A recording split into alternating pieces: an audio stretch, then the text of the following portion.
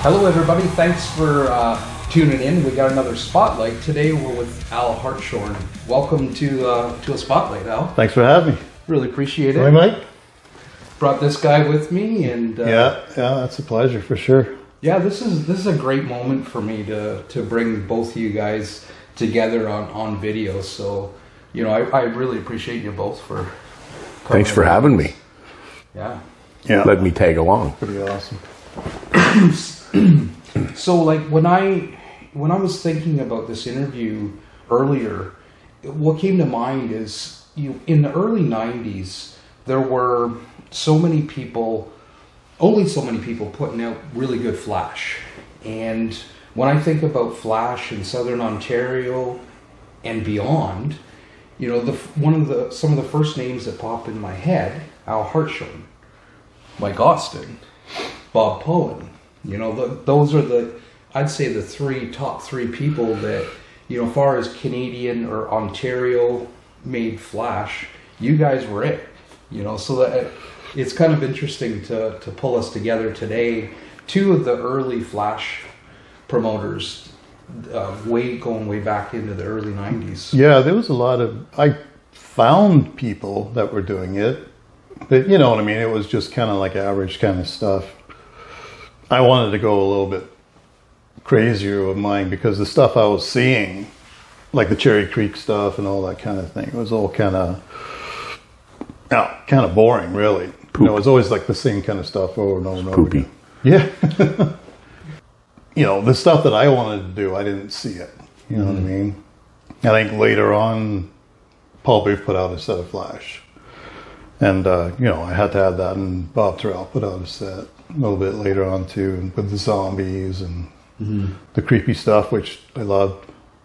My Flash kind of started out, I was doing it basically for the masses, really. You know what I mean? I wanted to kind of, you know, please everyone. Cover all the bases. Yeah. So that's why I did a ton of color, and I was going crazy with the Prismacolors, and I just spent days and days and days building it up. And then finally I said, oh, screw it. I'm just going to start doing so if you notice that my Flash is like color, color, color, color, then there's like the last 2-3 pages was like, fuck it, I'm doing some evil shit, right? So, yeah. Well, it's kind of covered everything, right? So it was pretty cool. You have to. Yeah. Well, you don't have to, but it's a good idea, right? In the stuff that you were putting out, like you sort of had like a whole range of things that people would be interested in, right? Yeah. Well, I don't know. We'd sit at the table, and I never had ideas, right? So Darren would tell me, why don't you draw this? Why don't you draw that? Yeah, I didn't have anyone. Well, I had a couple of people that was saying a couple of things, you know, here and there, but it was like, I'd go down to Blue Dragon. Yeah. I look on the wall, it's like, okay, I'll do this. Make this one, but make it a little bit better, or do something different with it, you know, just to kind of spark some ideas. And Mike's stuff I was looking at too was like, well, I don't think I could do that. So if we dial this interview back to your beginnings, share with Mike and I a little bit about how you got into tattooing. It was a lengthy path. Before tattooing was when I decided, somebody told me to go down to Blue Dragon, got a pile of drawings in my apartment, and people said, you know, you gotta do something with this. And I wanted to do something with this. I just didn't know what. It's like, am I going to want to be a comic book artist or get into animation? I was learning how to airbrush at the time too, and I kind of wanted to get into that a little bit, like with the hot rod stuff. But I just said, oh, you know, I need a job, like something I can do during the week. Yeah. So when I was going down to Blue Dragon, and originally I took a pile of drawings, and I was talking to Frank, and he goes, he flipped through them, and he goes, how much you want? I go, I don't fucking know. And it was a pile, I don't know, it was like 20, 30 photocopy pages of just sketches and drawings and stuff. Nothing really fine-tuned. He goes, I'll give you $100. You lucky bastard. I was going to say, because I don't... He really paid swindling. me $5 a drawing for a big one, $2.50 for a small one. So you did really good. He told me to name my price. And honestly, I didn't know what to charge. I didn't have a clue. But as I was going back each time, because it was like beer money for the weekend, right? Yeah. I'm like, okay, so let's figure it out, maybe $5 a drawing. And each drawing was probably like this big, maybe some were a little smaller. So I was going in with pages and, I usually coming out with like a couple $100. Awesome. Yeah. That's how it starts, man. Yeah. Really. I was living in this apartment and my roommate said, can you draw me something? I go, yeah, what do you want? So, well, I'm getting tattooed today. A buddy's coming over. He's going to tattoo me. I'm like, okay, so what do you want? He goes, I just draw up a bunch of skulls. I'm like, okay, so I sketched up some skulls. And this guy came over to our apartment, Jeff Van Bynen. You guys, Yeah, I know. Yeah. What's his name? Jeff Van Bynen. Okay. He's still around, too. The Isn't he? devil. Yeah, he is. Yeah. I tattoo him all the time. Yeah? I'm doing cover-ups and he's... I haven't seen that. He's my number I haven't one seen fan. him in years, man. I haven't seen him in years. Yeah. That's pretty cool. Yeah, so he came over and he saw the drawing and he was like, oh, right on. And I watched him tattoo it. And as the tattoo progressed, I was talking to Jeff and he's like, you should probably maybe try and get into this. I'm like, I don't know. As the stuff I see is, well, I saw your work on when I was working at the Galleria cleaning floors, and this one guy came in. I think he was working there, and he had a piece on his chest. It was like a Confederate hat skull. Oh, kind of rebel. thing. Yeah. It was fucking beautiful. I'm like, holy shit. And that was kind of like not my first, but it's like stuff that was really well done. I'm like, wow, you can actually do that kind of stuff, hey? And there was another guy too I used to see on the bus all the time. I don't know if you remember this guy, but he was he had a kind of bite. His name was Larry. Yeah. I know. Really fucking Maggoty long. Larry. Yeah. Maggoty Larry. Yeah. Yeah. And I used to see him on the bus all the time. I'd be like, trying not to. Yeah.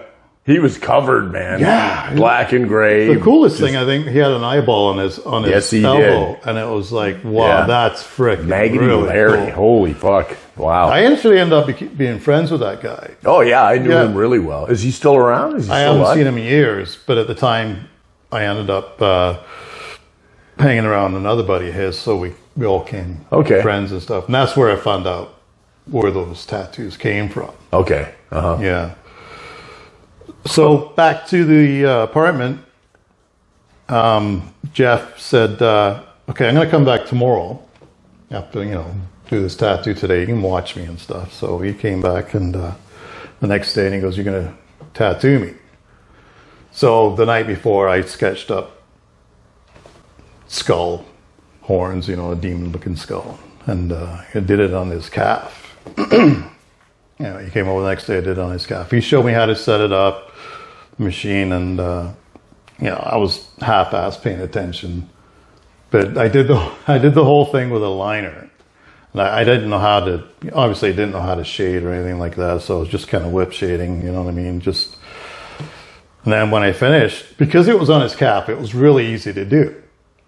Easy spot. And then after that tattoo, I was like, oh, it's fucking easy. So he goes, well, I'll come back and, actually, he brought some magazines with him. One that you were in and Paul Booth. Mm-hmm. And I'd never seen Paul Booth's work before. I'm looking and going, holy fuck. Like that girl with the full half bodysuit going on her side. I was just mind blown. I'm like, wow. His girlfriend, Barbara? Yeah. Valverde? Yeah. His then girlfriend, Barbara. Yeah. And right at that point, I was like, oh, that's what I want to do. I want to do that. You know, I'm still not at that. You know, I'm trying, but you're doing your own stuff. I'm doing, yeah, for sure. You do it. You don't want to do what he does. No, you take it. But and my run with thought it. was, as I progressed in the industry, got jobs and stuff, it's like Paul Booth was like a big name, and I said, well, nobody can really afford to go to New York and get tattooed by Paul Booth. It's like, I'm going to try and be the Canadian Paul Booth, you know. If they can't make it to him, maybe they can come to me, and I could achieve that kind of status. So anyway, after doing the tattoo on Jeff, he came back maybe a week later, and I did another one on his other calf, more skulls, demons kind of thing. And yeah, it seems like it was kind of easy. Then my third tattoo, my girlfriend's friend wanted me to do a piece on her stomach. Oh, that's not easy. No, yeah, I was, man. There's two little pandas, Oh, size fuck. of a toonie, Fuck, man. and my hands just, Yeah. you know, Sink right into the I got canvas. sweats coming up, Solid you know, fucking like, black. This is not going in. I'm like scratches and this. So that was at that. I think at that point it's like, oh, I think I really need to learn how to do this properly. That was the Right? first time you were seriously humbled. Yeah, Yeah, it happens to everybody, right? yeah. I think later on we fixed that tattoo. Yeah. I'm curious too, what would be your earliest memory of Al, like showing up? I remember Al when he had really long hair. Remember? Back in the day. Yeah. And I think I remember you at the Galleria, but I think you started at Joe's, right? Yeah, I met you at Joe's. I think you that's were with where, Tess. I think you came in with her. Yeah, Yeah, and I was just learning. It was the shop that was across from the police station upstairs. Yeah, above the locksmith. Yeah, Yeah, that's right. Yeah. So, and I don't know what year was that. I started with Joe around like 96. Okay, so that's probably when it would have been. Yeah, I always go by what album came out that year, That's a good way of doing it. and it was came White out? Zombie and Typo, and there's like I look at the dates on there's like, oh yeah, it was around 96. Now, how did that transpire? How did you get into Joe's shop? During my visits to Frank at Blue Dragon, I got to the point where, you know, with all that I was doing, learning how to airbrush and drawing and working different jobs, trying to get by, I just said, you know, I really need to figure out a career. And because I'd seen Paul Booth's stuff and Mike's and the actual possibilities, I said, well, I think I want to learn how to do this properly. So I went down to Blue Dragon, and Frank always said, you know, anytime you want to start learning, let me know. And I was like, yeah. And at the time, they had a full shop. There was Anthony, Darren, Jay, and Trevor. And so it was a tiny shop too. And it was like, there's no room for anybody else to get in there. So at the time when I decided, yeah, I think I want to try and get into this, I went down to... Was that the old shop? Yeah, Okay. Yeah. Oh, fuck. The pipe smoke. How many filled. people? 5 people in that back room? Well, there was 4 guys tattooing. Frank wasn't really tattooing. That's He was tight, kind of man. floating around, That's making fucking tight. stencils. Holy shit. Yeah, there was no oxygen in No, that place. no. Remember the washroom? Ugh. Anyway, sorry. You have to kind of hold yourself up. Yeah. Oh, God. Yeah, I went down there and I finally decided I think I should start getting into it. And I talked to Frank and he goes, well, I got a full shop. I don't really have room for you right now. But come back. I think it was around, he told me to come back after Christmas because I think that's when Jay was leaving. And he was opening up Addictive. So I left there and I said, fuck. And it was a ways to go. You know what I mean? It was like midsummer or something. It's like, I want to get it. I want to do this now. You know what I mean? And I was wandering back home to my apartment and I seen, and I told you about this flyer. I seen a flyer on on a post downtown. It was said graphic skin, had a really cool image of like an Indian deity or something. I don't know much about that kind of stuff. I know the Ganesh and all that stuff, but it was a really cool flyer. And at the time, it was tattoos that were starting to get a little bit more popular. And like the Red Hot Chili Peppers had those really cool, like tribalist kind of tattoos. And that's what it reminded me of. It's like, oh, that kind of looks like a Chili Peppers kind of tattoo. And I thought that was really cool because that was what was kind of coming out. And it's like, oh, I'm going to go find this guy. And I walked all the way down from downtown. It was like a good 20-minute walk down to his shop, and I went up there. And I had my artwork with me.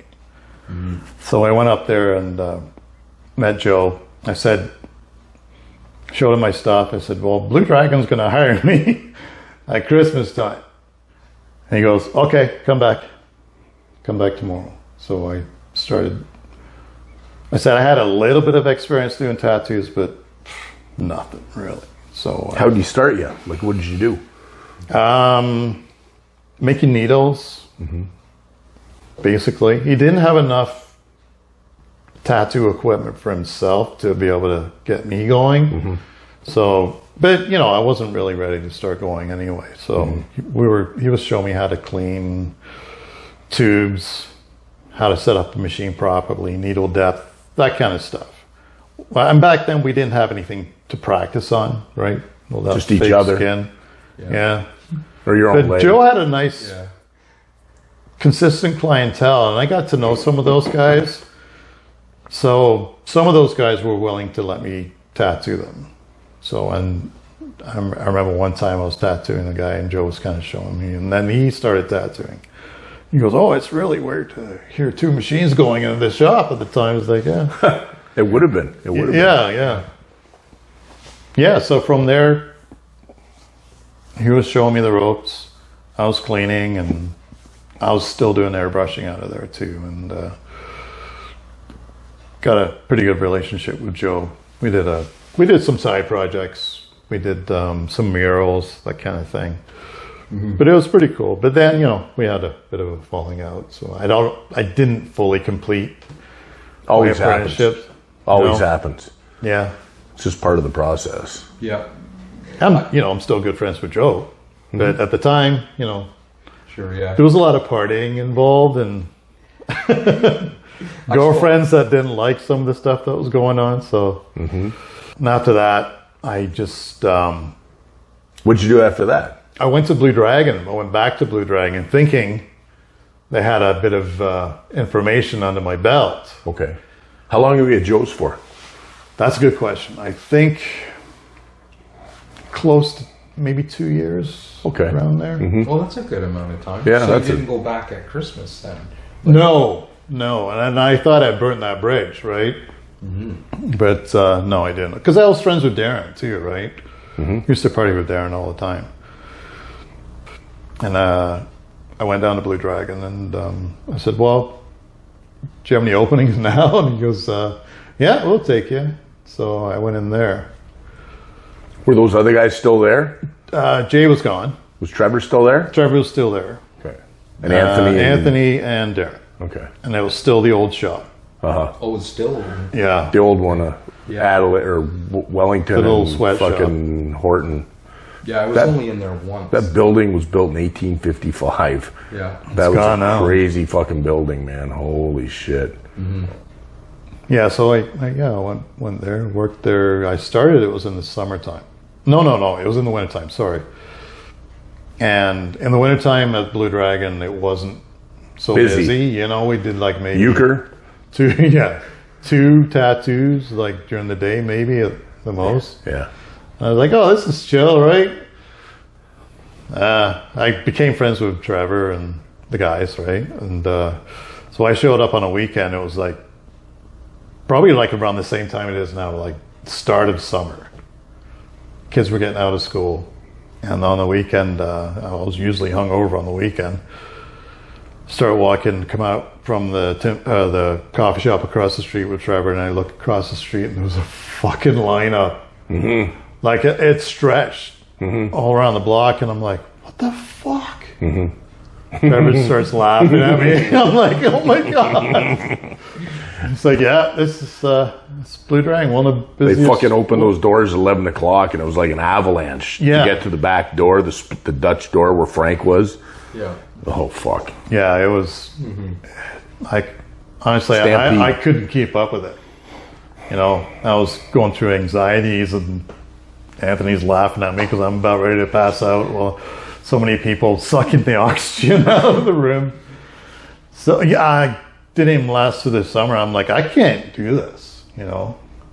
I was like, I didn't like to consider myself a quitter, but I quit. I couldn't do it. I couldn't keep up. I didn't know enough about putting in a nice solid tattoo. Trevor was always helping me. He was like, oh, slow your machine down, do this. And actually one time I'd started a tattoo, and it was getting pretty close to closing time.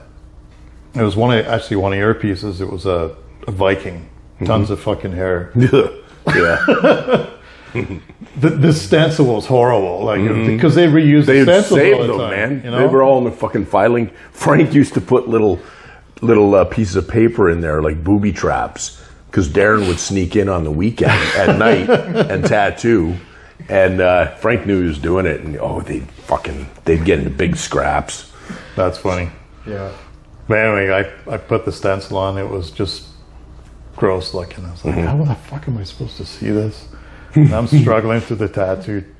Trevor's busy working. The rest of the guys are working. They're just trying to get everything done, because back then we had to finish that tattoo that day. Yep. You know, there was no coming back to finish it. Nope. No. And the tattoo was like this big. And I'm like trying to figure out find some outlines in there somewhere. And Yeah, because big purple blotch with horns. An acetate Yeah, and it's getting right? it's getting close to closing time, and just, like I said, Trevor, it's like, the fuck? Like, I can't finish this tattoo by 6 o'clock. He goes, no, you're not going to be able to. He goes, you want me to finish it for you? I'm like, oh, thank God. So yeah, he finished it for me. Anthony's fucking laughing at me. It was like the first collab I ever did, right? Yeah, totally, man. Yeah. Now we do It's it a good all way the to time, look but at back then it's like that tattoo had to be done by the doors closing. They close at 6. Essentially, I could probably stay a little bit later, but there was a lot of pressure to finish it. So Trevor finished it for me. I was like, oh, thank you. And anyway, I didn't last there. I couldn't keep up. It was so many people coming. It was like in. like a assembly line, man. It was you got 4 guys tattooing, yeah, 4 people getting tattooed, yeah, 4 people with their friends. yeah. And got then Frank everyone floating else around. walking around in there. Was Uncle Pete in there too? Pete was in there back and Peter forth. Piper. Yeah, Peter Piper. Stinking out the place with his the pipe. smoke. Oh, I'd be like, there was an air conditioner in there, yeah. but Lucky. it didn't work very well. I don't think we had one. No. He must have cut a hole in the wall. Yeah. I was like, and the air conditioner wasn't working. It was like, it would flip it on, it would like barely working. So I'd try, sneak over and open the door. The back the door. door was like right in front of Anthony, and Yeah. he hated that door being open because it Fucked everything up. It got in his way, and Yeah. he kept closing it. I'm like, holy fuck, man, I'm gonna die. So I was getting anxieties all the time. It's like, You can't work like that. I said, I'm learning how to tattoo here still. It's like, I can't keep up with this. My anxieties just went through the flipping roof. So I'm like, I gotta quit. Unfortunately, So after that, I ended up just tattooing out of my apartment. And then I got involved with Jeff again. He said, oh, I got a little shop at the Beef House, Beef Baron. Really? Yeah. Tattooing out of there? There was right behind the Beef Baron, the strip joint, there was a house. It's still there. Yeah. You were that was a tattoo shop. Well, sort of. Fuck. Okay. Yeah, he was living there with a bunch of guys. Back then he was in a death metal band, and I got to know all those guys. And they all wanted cool tattoos. He goes, yeah, I got a room put aside for doing tattoos. And he goes, if you got work, you know, and you want to get away from your house, whatever, you can come here. Awesome. And do it there. I'm like, yeah, that's great. So, and it was big, nice big room. You had all the right equipment, like the beds and stuff. I'm like, yeah, this is great. And Marty Zager was running that. Oh, Yeah, okay. that's, well, I already knew Marty from years ago with Joe. Joe was friends with Marty, and that's Okay. who we were doing murals for and stuff. Okay. And so I was tattooing, you know, not a lot, but enough. And Marty said, okay, I'm going to shut this place down because it was getting a little, there was a lot of bad shit going on in this house. Not that Marty would really care, being who he was. But I think at that point he realized the only person that was making him any money from the tattoo was me. And so he called me to the clubhouse one time and he sat me down and he goes, I'm shutting that place down. There's too much heat on that place. I'm like, fair enough. And he goes, I'm going to open a tattoo shop. He says, you're coming to work for me. There was no question. It was just like, you're coming to work for me. Yeah. Mind you, meantime, at that point, I become really good friends with Jay and Jackie. And we were planning of me going there. Great. So that didn't work out, unfortunately. I did a couple of guest spots at Addictive, got to know the guys there.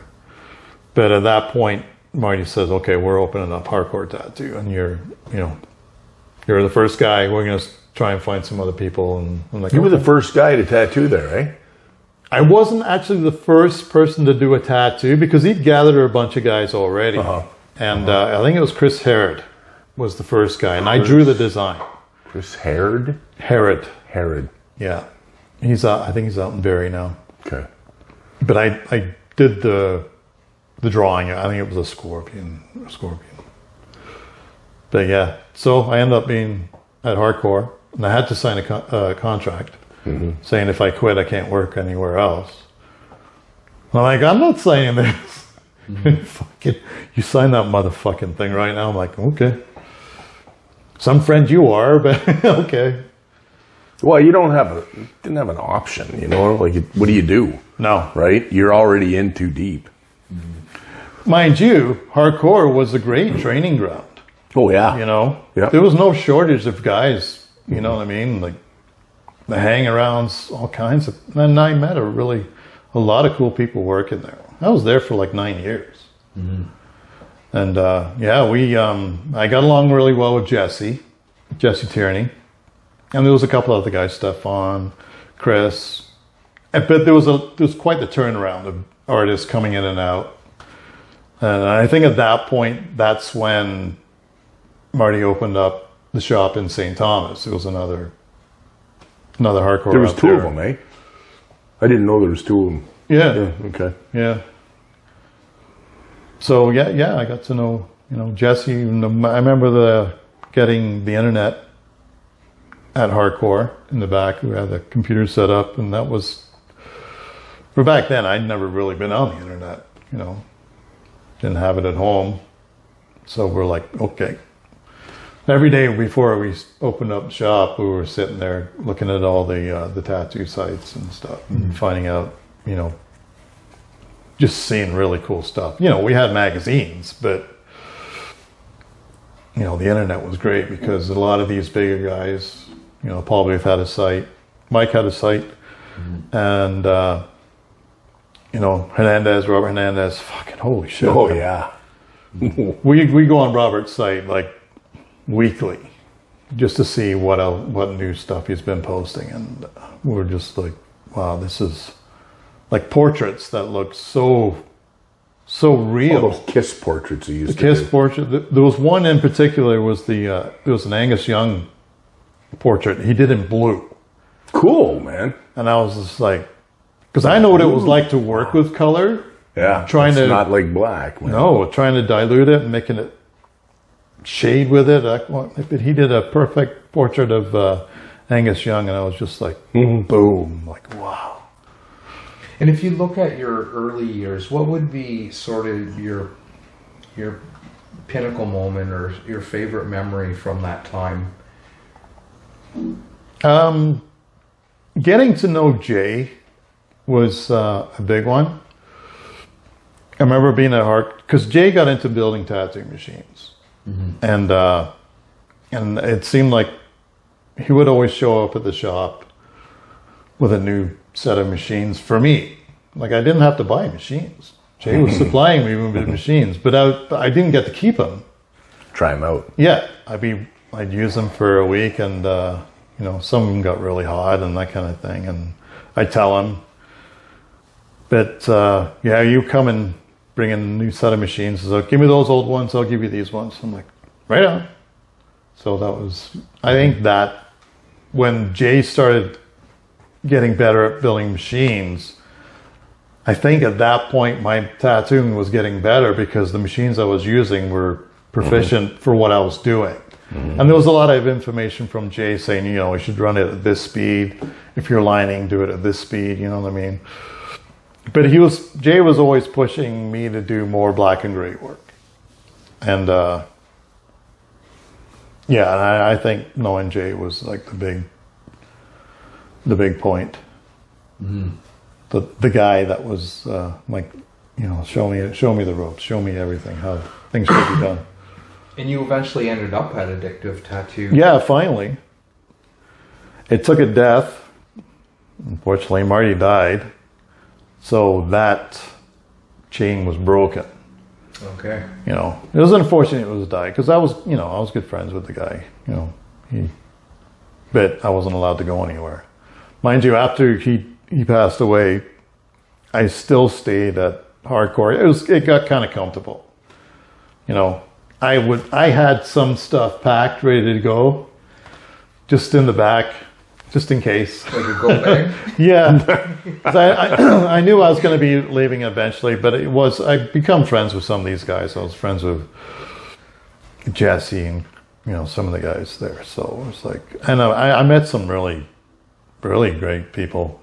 Keith Smith he's in Chatham now at Madness. I met him. He was a really cool guy. Still friends with him. And unfortunately I had a really bad falling out with Jesse. We ended up actually getting into a physical fight. And Veronica was running it, Marty's wife. Okay. And after the fight, I got a phone call. Pack your shit, get out. I'm like, all right, fine. Really? Yeah. Holy fuck. They kept him and they told you to...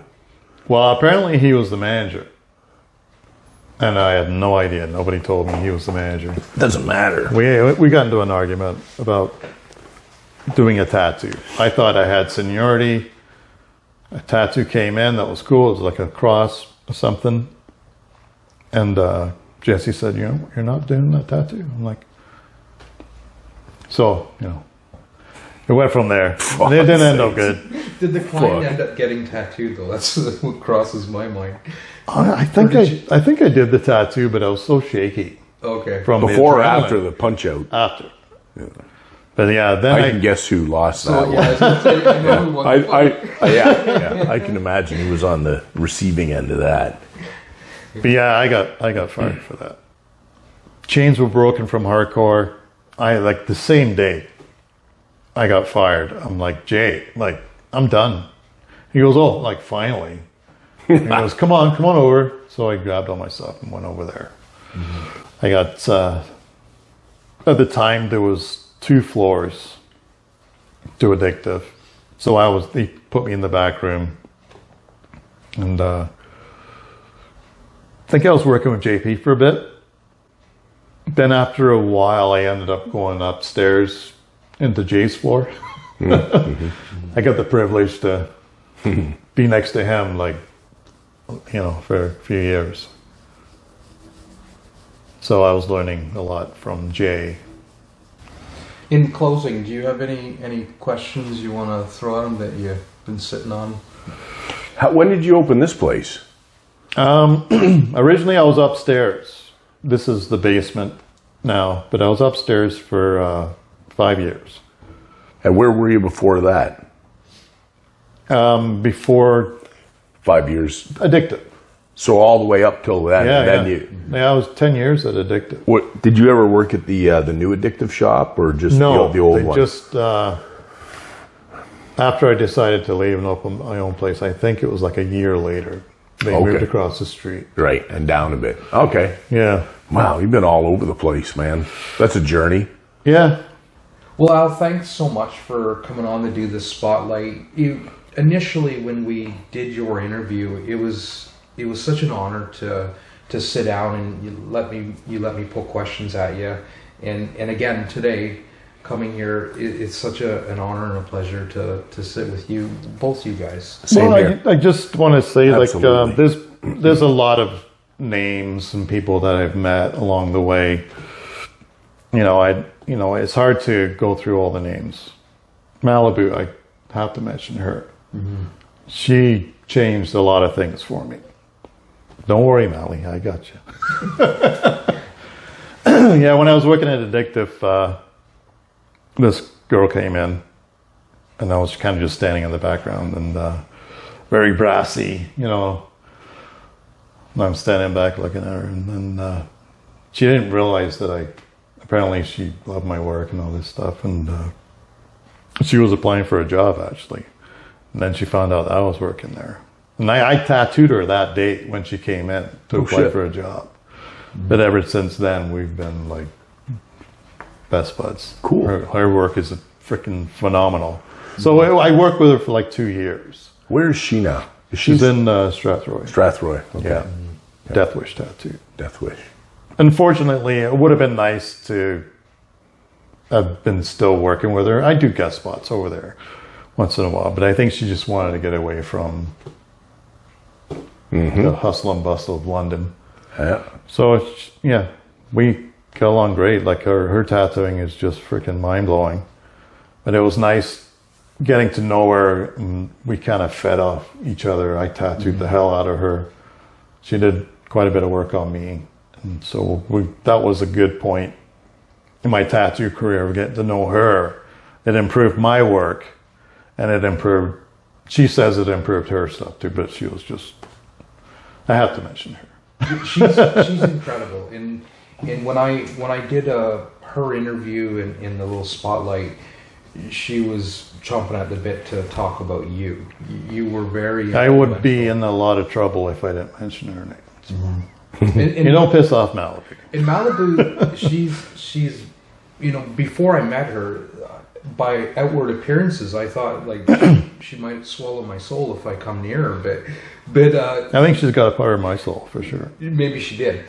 But she's an incredibly kind, wonderful person, and the little bit that I've got to know Malibu is, I have so much respect for her. One of these days, she's going to invite me to do a guest spot. Hopefully sooner than later, if you're watching this. But,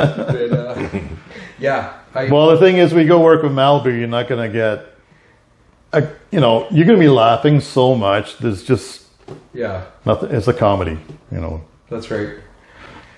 Well, thanks again, Al. Thank you. Thanks, Mike. Come get a tattoo by Al. There's 50 shops around, but he'll give you 100 reasons why to go to these guys. Yeah. All right, thanks for watching, everybody. I thoroughly enjoyed sitting here with you guys. Have a great day. Thanks for coming down to my dungeon.